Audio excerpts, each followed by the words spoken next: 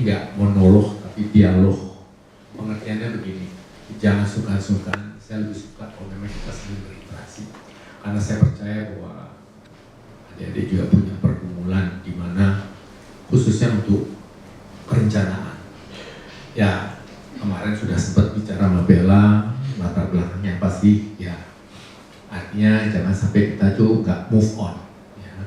Punya rencana, wacana, tapi nggak jalan.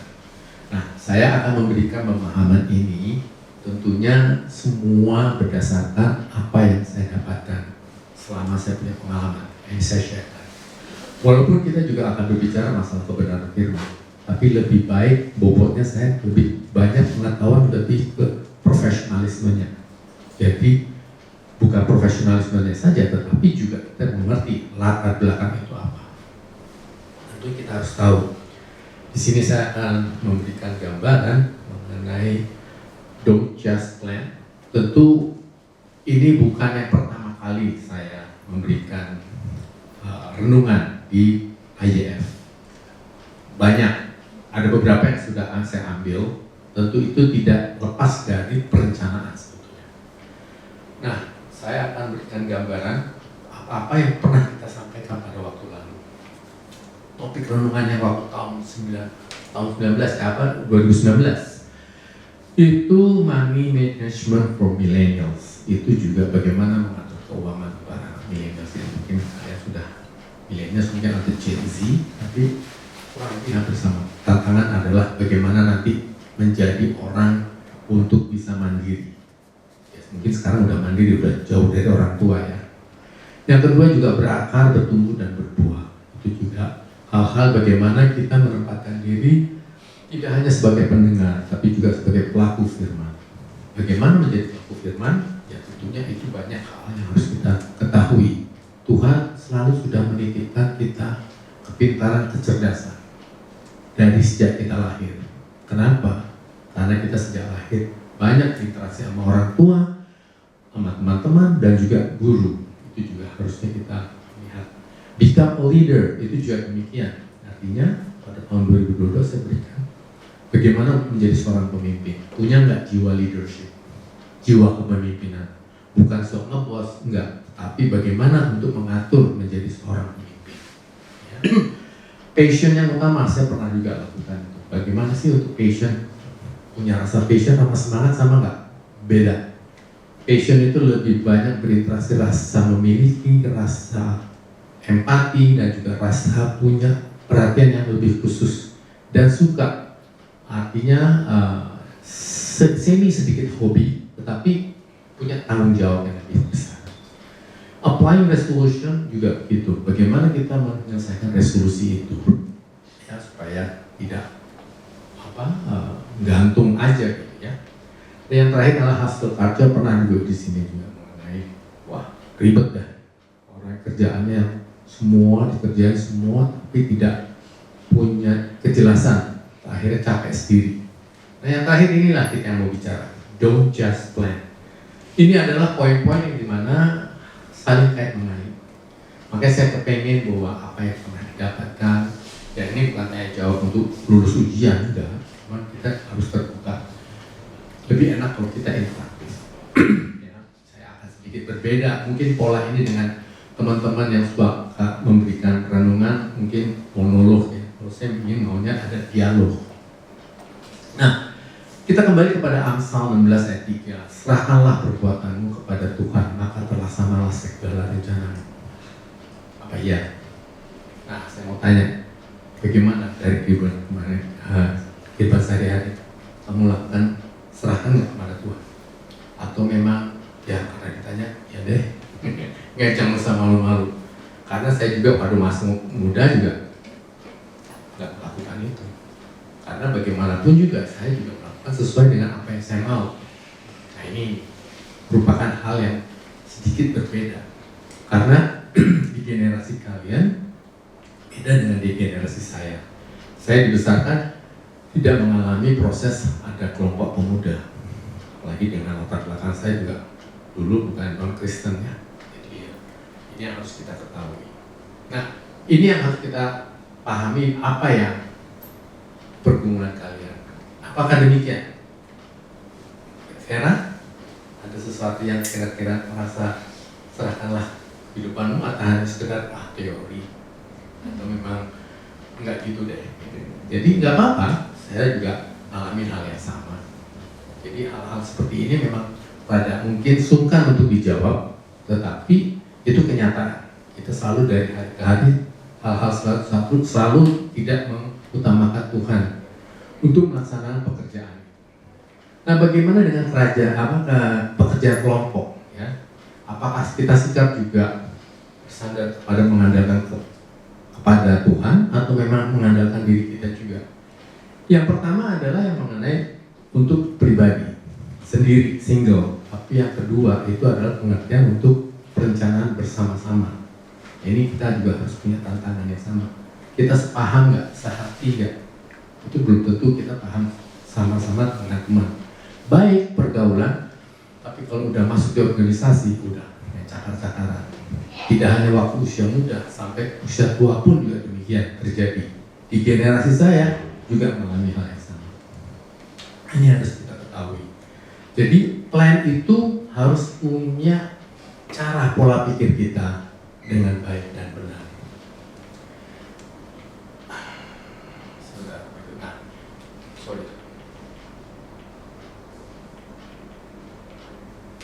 Jadi goal perencana plan itu under individu itu harus ada pengertian bagaimana cara menggambarkannya. Ya. Juga goal perencana tadi yang bilang saya secara kelompok tadi. Ini harus kita pahami bagaimana sih caranya kita harus bisa bekerja sama.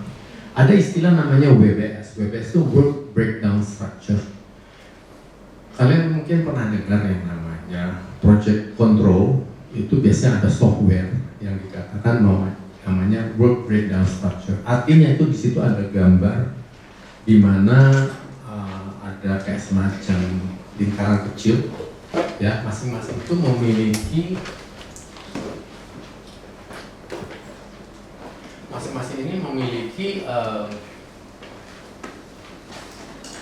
tujuan utama dan apa kita mau kita lakukan. Jadi umpamanya salah satunya ya, kalau saya mau pergi ke satu tempat sudah diperhitungkan, oh ya saya harus naik pakai Grab ya, mungkin ada duitnya nggak ya, saya pakai baju apa ya, kayak gitu-gitu. Jadi plannya itu betul-betul tertuang di dalam perencanaan. Jadi kalau umpamanya kita mau melakukan sesuatu, tidak serta-merta apa jalan sendiri.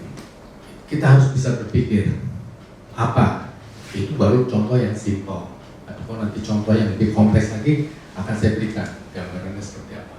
Ini yang harusnya kita ketahui bahwa yang namanya WBS itu penting. Kenapa? WBS itu adalah sebelum memulai jabarkan dahulu tugas-tugas pokok pelaksanaan dan membagi secara detail, ya, secara hierarkis. Makanya dari lingkaran yang banyak di bawah itu akan memberi dampak pada yang atas, atau kembali dari atas dijabarkan turunannya apa.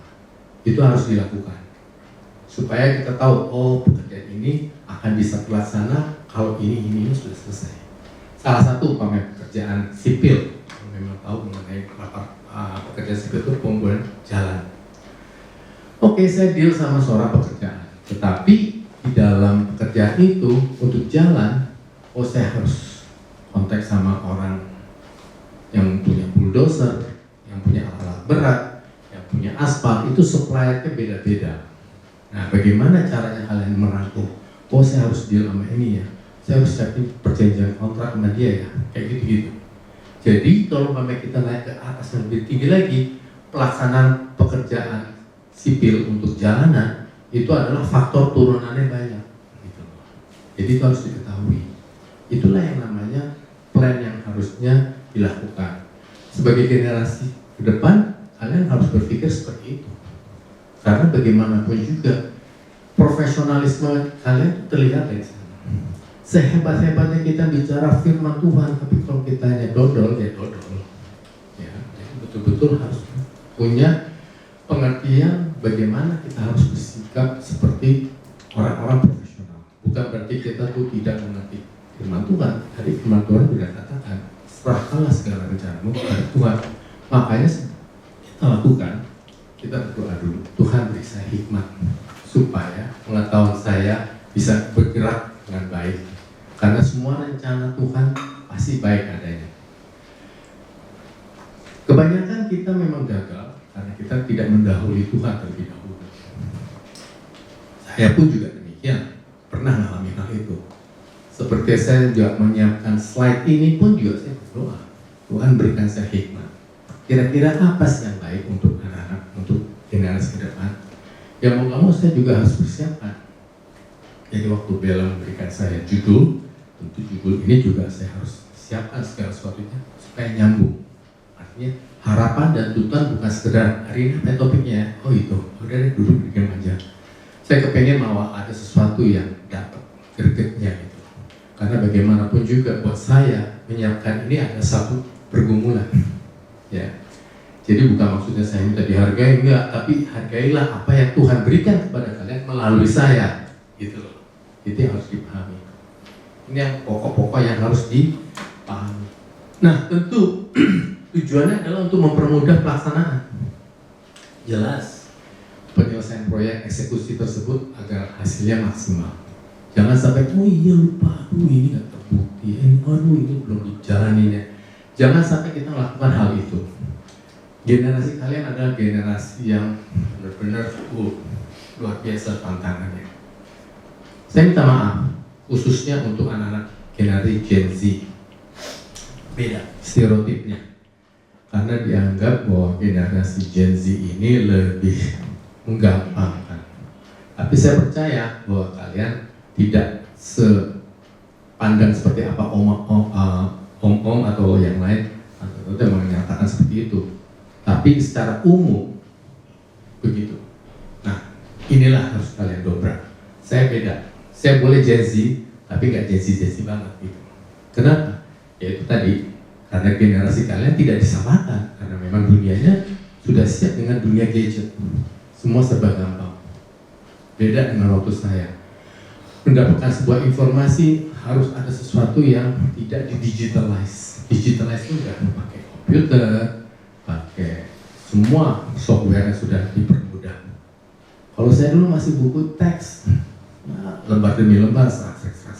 Ya kalau dapat, kalau enggak udah frustrasi. Justru di generasi kalian jauh lebih mudah. Tetapi bukan terus larut di dalam tidak move on itu, harusnya berbeda. Dan saya belajar dari generasi-generasi kalian juga. Nanti ada satu project yang dimana ini juga tantangan. Saya akan menitipkan kepada kalian sebagai generasi penerus apa yang harus dilakukan. Kita harus lihat gereja statistik ini gimana. Mungkin kayak turun statistiknya. Nah, ini harus kita tantangan kalian lah. Kalian dititipin sebagai generasi penerus. Saya akan pupus suatu saat. Semakin usia, semakin tua, tapi saya akan bisa membekali bagian-bagian apa ya kalian bisa perjuangkan dan dipercepat lagi supaya itu tercapai tujuannya. Hal-hal seperti itu yang harus kita bergerak bersama. Nah, tadi faktor eksternal. Kita tahu bahwa apa aja sih informasi kita dapatkan. Tentu banyak sekali hikmat dan pengetahuan yang kita dapatkan. Jelas dari pengetahuan dari Alkitab kita dapat menemukan penafsiran kebenaran. Disitulah modal titik awal bagaimana kita harus move on. Ya. Dan juga hamba Tuhan yang dapat menjadi mentor. Ya, siapa? Siapa yang bisa diajak dialog? Ini nggak gampang. Memang kadang-kadang udah masa jaim-jaiman gitu ya. Saya pikir saya nggak mau ada rasa jaim juga di antara kita supaya terbuka komunikasi ini. Karena memang wujud untuk bisa mendapatkan pemahaman yang jelas, yang namanya jaim itu lepasin. Jaim itu tidak dari sisi yang senior pada junior, juga dari junior ke senior. Yang senior mengatakan bahwa saudara harusnya begini, laku dan bagaimanapun juga memberi teori seolah-olah ini yang paling benar. Saya sebagai senior juga harus berdiam mendengarkan kalian punya pergumulan apa. Itu bagus, ada dialog. Supaya saya sendiri juga belajar, karena bagaimanapun juga yang namanya senior itu sudah beda zaman bisa dianggap ketinggalan, tua banget sih lu. Ya susah. Kita harus bisa membuka diri untuk mendengarkan apa keluh kesah kalian. Oh ini, oke, kita jalani bersama. Seperti apa yang harus kita tanyakan. Nah, para senior lainnya yang dapat berinteraksi tanya jawab. Ini mungkin saya peranan dari sini. Ya. Hamba Tuhan bukan berarti harus pendeta. Bisa juga penginjil, gembala, yang lain.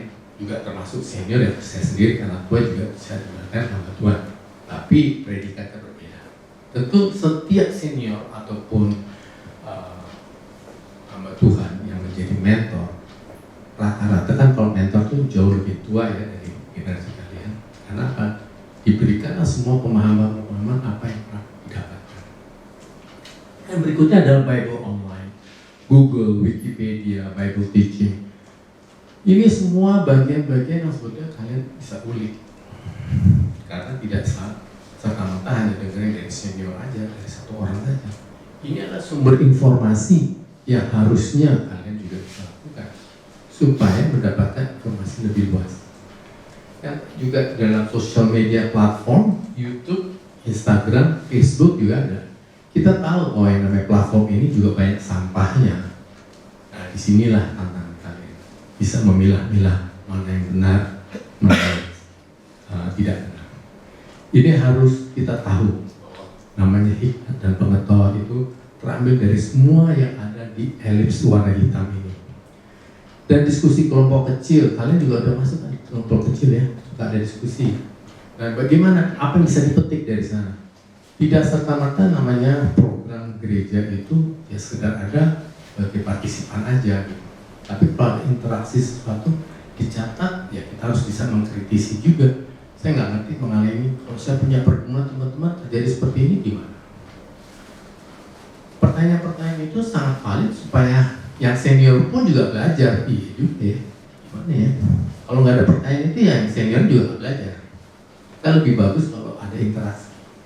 Pergumulan kalian jangan merasa bahwa ini pertanyaanku bego banget ya. Nggak ada. Jangan pernah mengatakan itu. Bagaimanapun yang namanya belajar, pertanyaan yang senorak atau apapun ya harus kita jawab. Jadi tidak mengenyampingkan bahwa pertanyaan itu kesannya yang orang pertanyaan nggak sekolahan, itu nggak begitu. Harusnya kita betul-betul terbuka. Kan dari masing-masing kalian juga pasti punya ukuran lah. Mana yang pantas ditanya, mana sih yang pantas ditanya. Itu ya. Yang berikutnya adalah red. Nah ini ya kemarin itu sebetulnya bisa dievaluasi apa yang didapatkan di sana. Apa sekedar wisata rohani. Kebetulan kalau kita pergi red tuh pesertanya sukanya karena wah ada wisata rohani, kesannya dalam tanda petik. Kenapa?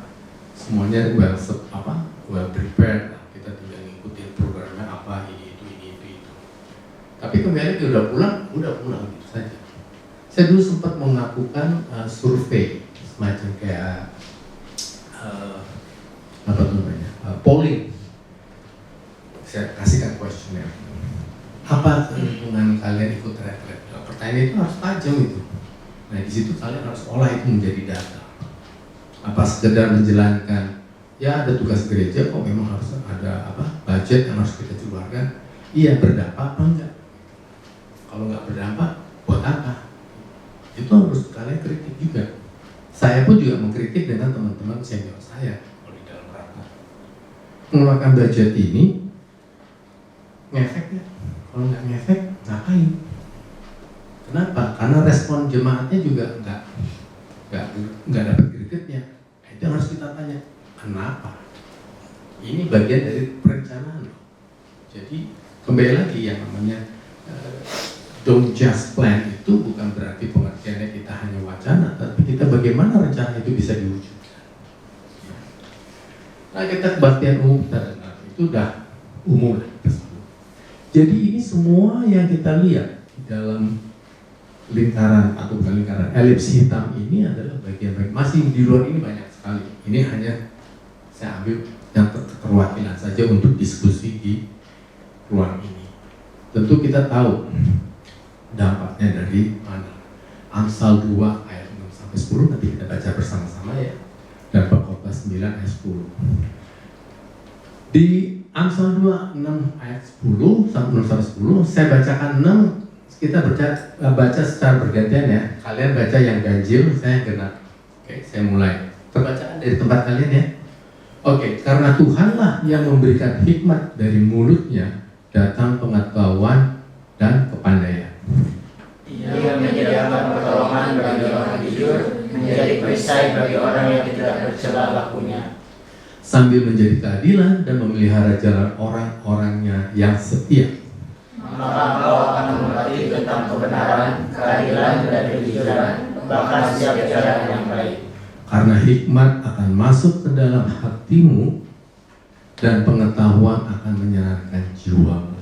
Jadi semua yang ada di elips hitam ini, keterwakilan yang di dalam kata di Amsal 2 itu benar adanya. Karena Tuhanlah yang memberikan hikmat dari mulutnya. Mulutnya bukan dari mulut Tuhan, mungkin dari saya, dari sosial media, ataupun dari para senior. Itu yang kalian mendapatkan informasi itu. Jadi kita nggak bisa membaca pengertian yang ditulisan di Amsal itu secara letterlet tadi, mana Tuhan mulutnya dengar dari mana? Ya nggak gitu caranya. Inilah penajaman-penajaman ini yang saya bilang, Alkitab menemukan penafsiran kebenaran itu yang harus kita kalikan. Dan generasi kalian adalah generasi yang harusnya jauh lebih cerdas dibanding generasi saya pada sama waktu saya usia kalian. Kenapa? Informasi kalian jauh lebih luar biasa, banyak sekali. Ya. Dan di Pengkhotbah 9 ayat 10 kita baca bersama-sama. 1, 2, 3. Segala sesuatu yang dijumpai tanganmu untuk dikerjakan, kerjakanlah itu sekuat tenaga. Karena tak ada pekerjaan, pertimbangan, pengetahuan, dan hikmat dalam dunia orang mati, kemana kau akan pergi. Kita bicara pada waktu kalimat yang pertama ini. Ini saya bilang sudah di depan mata, di tangan kalian. Apa informasi itu? Kalau ada di laptop, kalau ada wifi, wah nyaman deh. Anak-anak generasi sekarang kan gini, nggak mau cari makan, wifi-nya ada nggak? Cuma apa itu dulu. Sebelum di checklistnya aja, ada wifi nggak? Tethering lagi, mau nggak mau. Jadi hal-hal kayak gitu sebagai sumber informasi, kalian bedah itu semua. Itulah modal pengetahuan dan hikmat yang kalian bisa dapatkan. Kalau orang mati itu ya ibaratnya seperti yang sudah, ya udah nggak tahu ngapain. Mati rasa, mati rencana, nggak bisa kemana-mana. Itulah kemana engkau akan pergi, tetap aja dead, mati.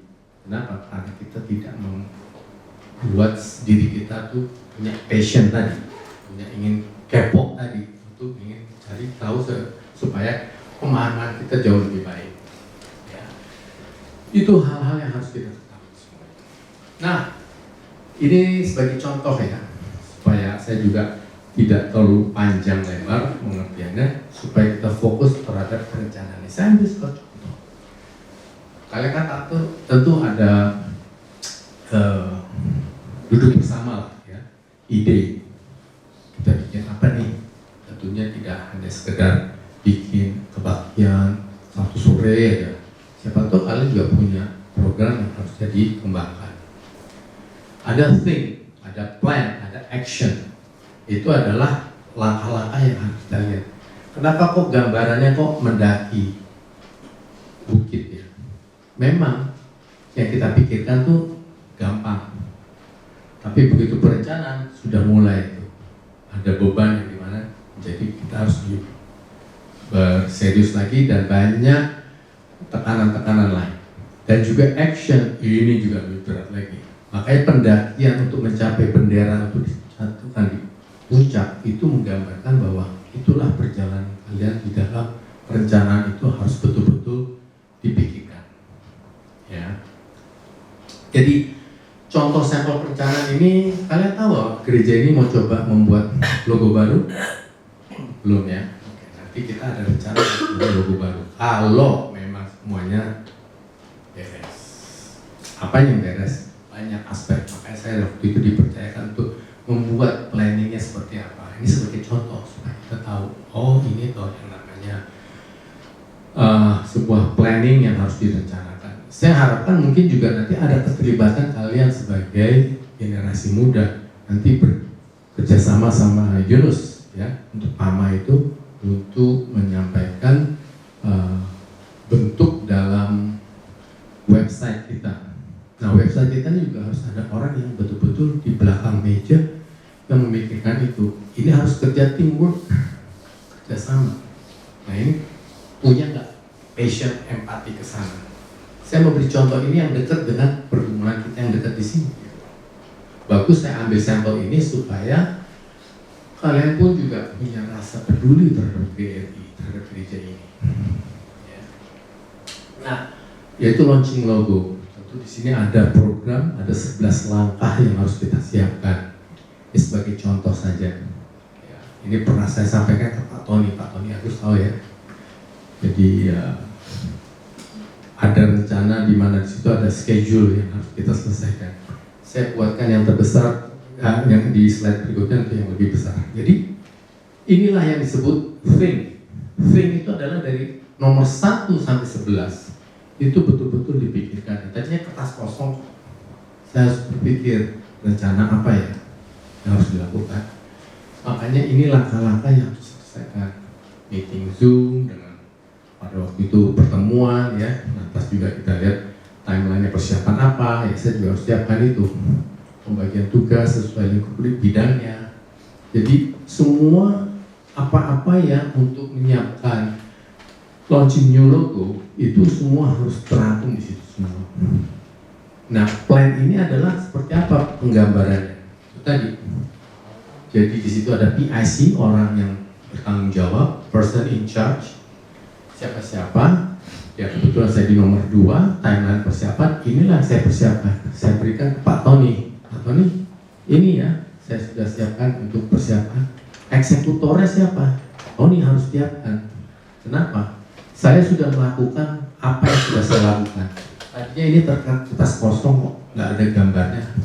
Saya untuk menyiapkan ini pun punya persiapan untuk memikirkan itu. Dan pekerjaan ini tidak sehari 2 hari, berhari-hari. Jadi semua warna adalah sesuai dengan eksekusinya. Ya, yang kotak merah ini harusnya di bulan Desember sudah selesai. Yang nomor yang kuning ya di bulan Januari harusnya sudah selesai. Dan yang biru tua ini yang mungkin keterlibatan kalian ada nanti yang nomor 7, tim 4. Itu artinya harus panjang masa terus. Kenapa? Membuat program-program. Apa isinya? Entah itu IG, entah itu TikTok, entah itu Facebook. Apa yang kalian bisa merasa bahwa di generasi kita, gue bisa narik teman-teman gue kayak gini nih, gue bikin gini aja ya. Harus begitu. Coba kalian harus pikirkan, memberikan satu sentuhan atau satu cara penyampaian kepada generasi kalian sesuai umur kalian. Kalau saya menanya tua nggak ini nggak nyambung gitu. Itu harusnya kita sebagai generasi yang lebih senior harus menyadari hal itu. Tetapi yang namanya pengajaran dokter harus jaga. Makanya harus ada pendamping. Siapa ya? Kita tahu pendeta-pendeta kita ada di sini. Pendeta Julius, ya, pendeta Selamat, ada juga pendeta hal yang lain. Bukan kalian sementara waktu ini masih bisa. Jadi itu yang harus kita lakukan. Jadi semua evaluasi pencapaian meeting itu harus ada. Di bulan ini apa sih dicapai? Ini apa sih dicapai? Ini apa sih dicapai? Jadi yang dibilang don't just plan itu ya, inilah yang harus kita pikirkan secara keseluruhan supaya kita mengerti pemahaman ini. Bisa dipahami nggak dari apa yang ditulis itu? Jadi ini menjadi pemahaman buat teman-teman apa yang harus dilakukan. Nah, selanjutnya adalah bagaimana sih untuk mewujudkan ini? Ada 6 langkah utama pokok yang harus kalian persiapkan. Ya, itu actionnya dari ujung bulan Desember sampai seterusnya. Itu bagaimana? Ini harus kita lakukan. Artinya apa? Harus ada jiwa leadership. Leadership secara kelompok saya lakukan, tapi leadership secara individu saya sudah lakukan juga. Tinggal nanti teman-teman yang lain juga harus lakukan hal yang sama, tapi sesuai dengan bidangnya. Gitu, ada tim 1, tim 2, tim 3, masing-masing punya timnya sendiri. Ini yang namanya kerja kelompok. Ini juga bagian di mana kotak merah ini adalah yang harus kita siapkan. Ya, content creator artinya apa? Ya bagaimana kalian bisa menyiapkan cara menyampaikan kebenaran firman Tuhan dengan gaya kalian itu gimana sih supaya nyambung gitu. Jangan sampai kita tuh membuat gaya penyampaian itu gayanya kayaknya kesannya old school, gaya lama. Cuma kita minta mengharapkan kalian bisa lakukan sesuatu, terobosan-terobosan apa. Berikan proposal itu, nggak ada yang salah kok. Cuman kita yang tua-tua harus bisa menyadari efeknya gimana nih. Ya. Nah, saya coba untuk menggambarkan ada beberapa kotak utama yaitu launching concept ya kita udah siapkan ya. Targetnya kapan? Nanti 14 Mei yaitu pada waktu kenaikan. Ya. Berkolaborasi dengan event organizer yang mungkin sekarang masih pegang sama si siapa? Aldo ya. Ya kita nggak tahu gimana rundown acaranya. Oops,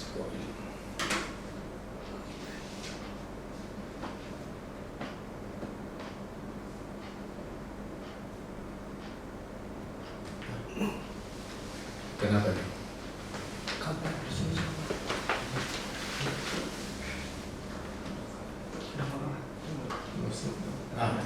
Oke. Nah itu tadi. Di sini juga ada content creator, bagaimana terkait dengan content creator, dan ini juga ada timnya.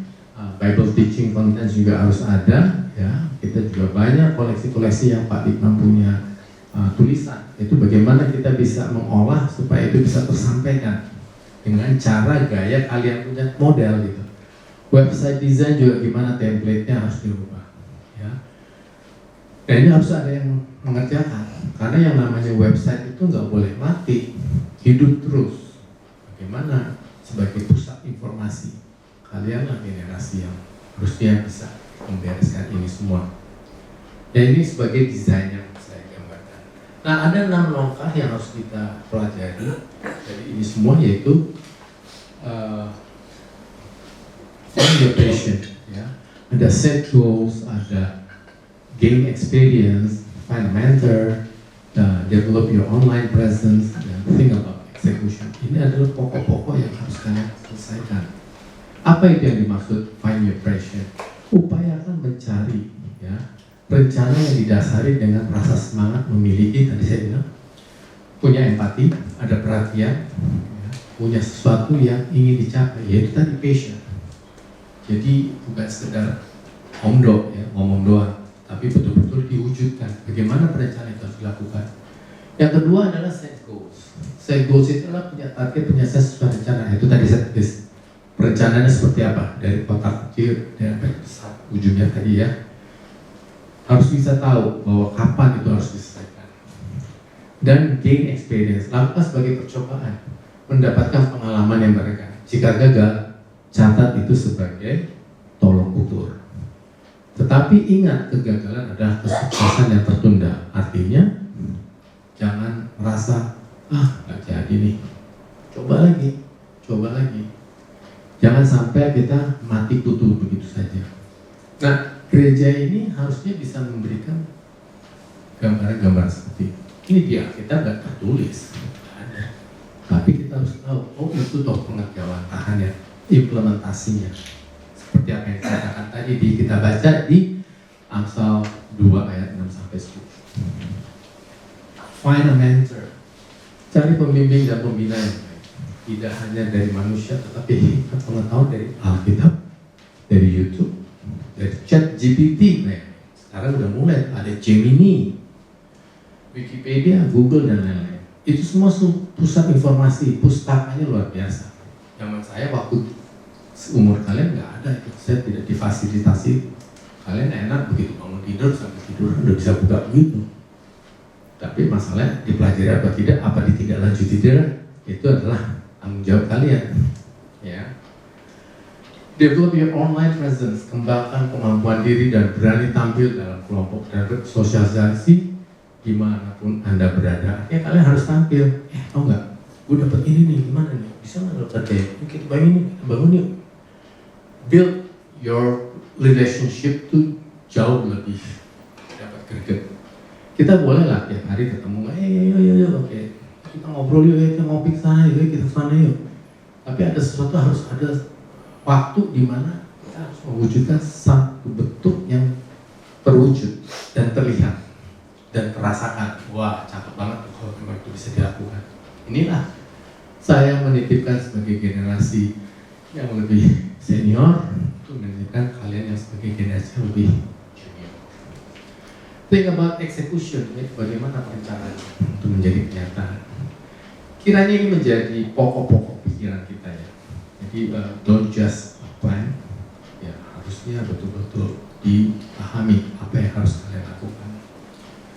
Saya ingin bertanya dalam waktu 2 menit saja sih, apa yang kalian rasakan dalam konteks apa yang saya sampaikan? Nyambung nggak dengan judul ini? Terbuka, saya sih pengen sesuatu bisa mendapatkan feedback dari kalian. Oke, Jonah, silakan Jon. Ya, kalau dari saya pribadi sih, karena emang kebetulan topik yang Bapak bawa hari ini sebagian besar tuh saya terkhususnya yang bagian contoh tadi ya Pak, misalnya kayak yang planning itu saya lumayan ngikutin gitu Mas, dan beberapa juga saya terlibat di situ gitu sekarang.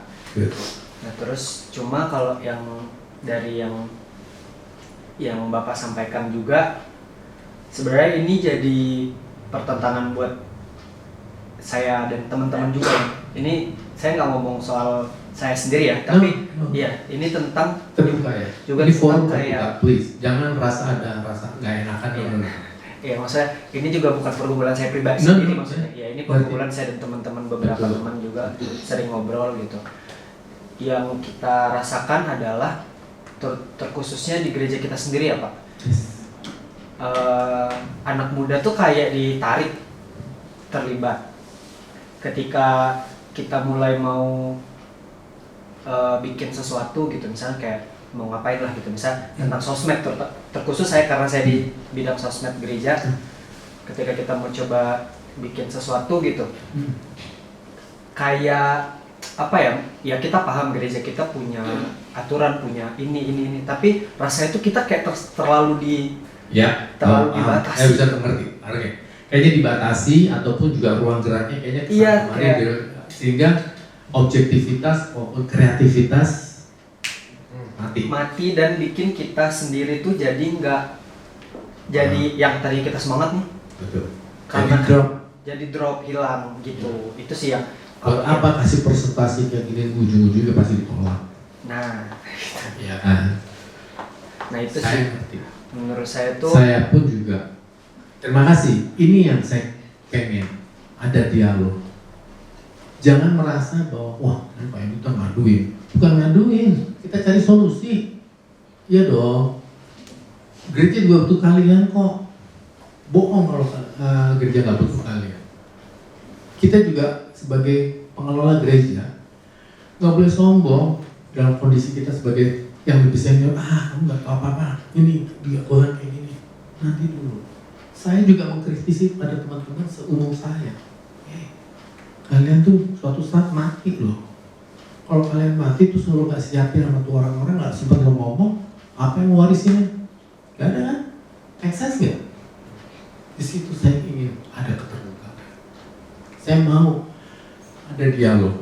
Yang namanya dari generasi-generasi pasti ada gap communication, pasti. Karena merasa apa? Dia belum paham, dia belum mateng, dia belum. Terus kapan matengnya? Ya harus digodok. Ya pasti yang digodok tuh bukan mereka, kita semua digodok. Saya melihat begitu. Saya kebetulan ya juga mengajar ya di dunia sekuler, di dunia perminyakan. Jadi ngerti hal-hal, makanya hal seperti ini saya selalu pengen maunya agak sedikit terbuka lah. Kalau dengan selesai ini terus amin yuk nggak mau saya kepengen coba kita robah yuk. Saya kepengen juga teman-teman saya nanti mungkin dari bisa memberikan ada semacam interaksi. pekerjaan interaksinya itu bukan bicara masalah kebenaran Alkitab ya, tapi bukan berarti kita menyampingkan kebenaran Alkitab juga, tetapi hal-hal yang sifatnya ini teknis. Karena bagaimanapun juga tantangan yang terbesar masalah teknisnya, bukan masalah firmannya, ya kan? Kok firman kalian udah kenyang lah, udah dengerin ini hari Minggu, malam Minggu, ini kapan-kapan liburnya tuh, udah gitu udah diajak bicara, dapat nggak? Nanti realisasi. Jadi kita menjalankan fungsi sebagai udah ya, ini agendanya ya, jalanin ya, ini agendanya jalanin. Kita harus nanti dulu kita singkirin. Lu pada ngerti nggak? Kagak? Ya gagal dong. Kalau saya begitu, saya menilai enggak aja bagian mereka juga mengambil interaksi sebagai orang yang bisa menjadi leader. Thanks Yuna. Ada lagi teman-teman, tolong ini jadi forumnya enak untuk kita berbicara. Saya akan sampaikan juga, ya, jangan merasa bahwa oh yang ngomong Juna, enggak ada. Tapi kita melihat bahwa ini merupakan, artinya ini merupakan harapan dari generasi kalian sudah menyuarakan hal itu. Iya dong. Saya juga harus bisa melakukan itu. Apalagi posisi saya di sini sebagai penatua PPSDM. Yang kita beresin bukan yang muda-muda, yang tua itu juga saya harus beresin. Jadi jangan merasa bahwa dialog ini sebagai curcol atau curhat ya, nah. Tapi ini merupakan dialog. Kita sampai. Ada lagi yang lain? Silakan. Yes. Oke. Niko. Saya menarik dari sini Pak, ada set-set dari 1 sampai 6 gitu Pak. Cuman saya mau fokuskan di 3 sama 4 nih Pak. 3 sama 4. Karena di saya urutan ini agak berisik nih Pak di otak saya. Karena menurut saya di sini kan urutan ketiga itu kita harus pengalaman dulu Pak. Kita harus gagal dulu, kalau di situ tempat kita harus gagal, terlalu ukur karena gagal ada kesuksesan, terus kita find a mentor. Tapi menurut saya kita find a mentor dulu baru kita dapat experience gitu Pak. Karena di situ kan mentor itu tidak selalu bentuknya, menurut saya tidak selalu bentuknya manusia gitu. Bisa jadi pengalaman orang yang telah terjun ke situ gitu Pak. Karena kan banyak yang mungkin semua orang punya rencana, cuman tidak semua orang takut gagal gitu. Tidak semua orang mau gagal gitu atau suka dengan kegagalan. Karena ada yang dia terlalu banyak rencana tapi dia takut gagal, akhirnya dia tidak kerjakan gitu. Nah dengan kayak gitu dia mengantisipasi dengan dia cari mentor dulu untuk meminimalisir kegagalan itu Pak.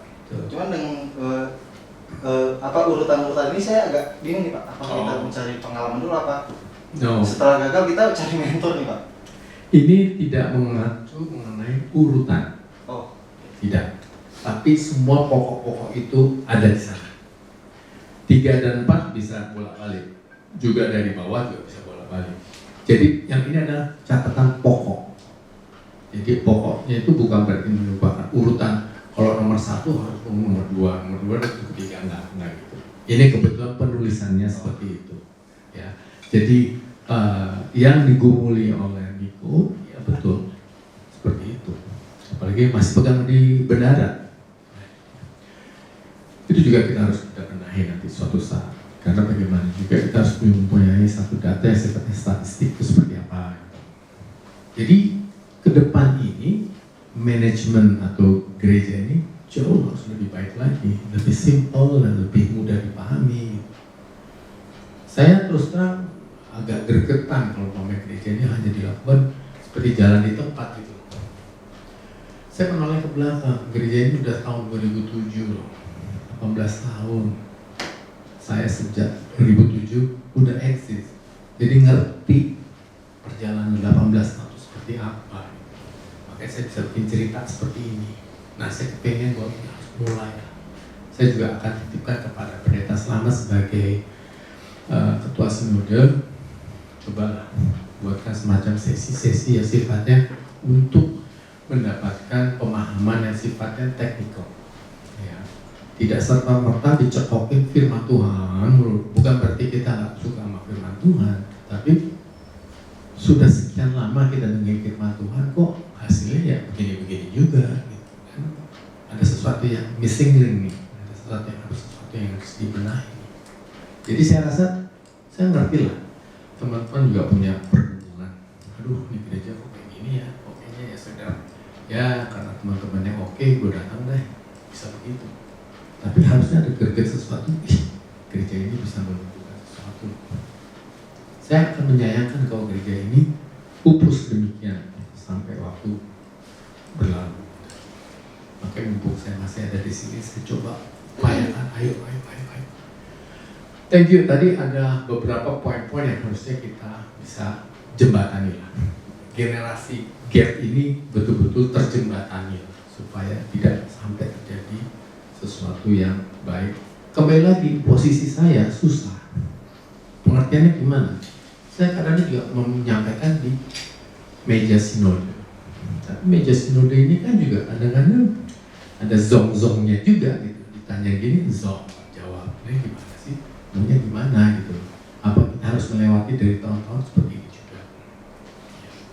Jadi saya percaya bahwa kalian sudah dewasa untuk menilai gereja ini sebagaimana mestinya. Sorry, saya udah ambil waktu sedikit banyak, tapi nggak apa-apa. Dialog ini membuat kita menjadi mengerti satu sama lain. Thank you. Ada lagi yang lain? Kalau nggak ada, ya kita nanti ngobrol di setelah sesi ini ya, silakan. Saya rasa saya sudahi di dalam renungan ini menjadi pemahaman kita semua. Tuhan Yesus memberkati.